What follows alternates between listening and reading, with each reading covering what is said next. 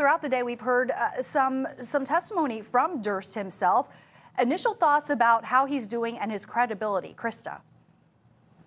I think he's doing well. I think he's doing remarkably well. Mr. Dirks is a very smart man, and I think that putting him on the stand was actually a smart choice in this case. But I also believe it was a foregone conclusion. I think we all knew that he was going to take the stand just like he did in Galveston. So I think, as we are starting out and kind of getting into more of the meat of the relationship with him and Kathy, I think that it's looking pretty good for him.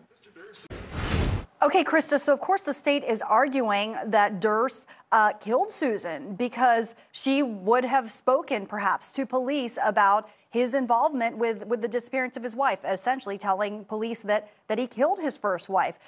What do you think that testimony does to hurt or help the state's case? It undercuts the state's argument because if Susan and Kathy were friends and friendly, there's no reason that she would be involved in covering up her disappearance.